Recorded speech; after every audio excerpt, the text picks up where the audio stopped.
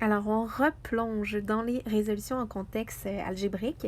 Ici, on a un contexte d'argent. C'est loin d'être simple. On a notre contexte de la sacoche de ta maman, blablabla, ha ha ha. OK. L'information ici importante, c'est qu'en tout, elle a 24,30 $ avec toutes ses pièces de monnaie. Elle est des pièces de 2 $, de 25 sous et de 10 sous. Excellent.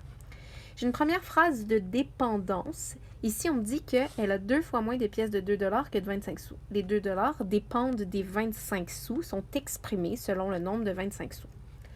Les pièces de 10 sous, elles, sont exprimées selon le nombre de pièces de 25 sous. D'accord. Alors, qui dépend de personne, qui est exprimé selon aucune autre, qui est indépendante, ce sont les pièces de 25 sous. Et donc, c'est ça qui sera identifié comme la variable x, comme mon inconnu, plutôt x. Ensuite de ça, pour continuer à exprimer mes nombres de pièces, je dois relire. 2 fois moins de pièces de 2 $ que de 25 sous. Si mes 25 sous, c'était x, 2 fois moins, ça va s'écrire x sur 2. X divisé par 2, autrement dit. Pour mes pièces de 5 sous, elle en a 5 de moins que le triple des 25 sous. Le nombre de pièces de 25 sous, c'est x. Le triple de ça, c'est 3x. 5 de moins, bien 3x moins 5.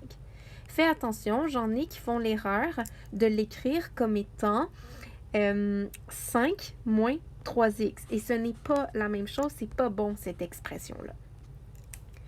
Je veux ensuite aller bâtir une équation et la résoudre pour avoir la valeur de x et donc pour savoir il y a combien de pièces de 25 sous.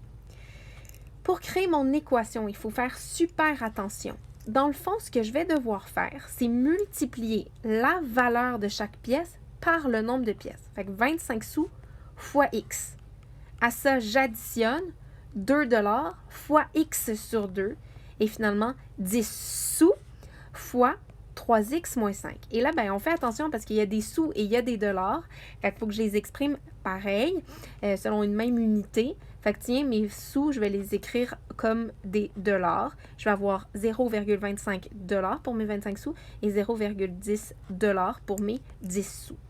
Mon équation va donc être celle-ci.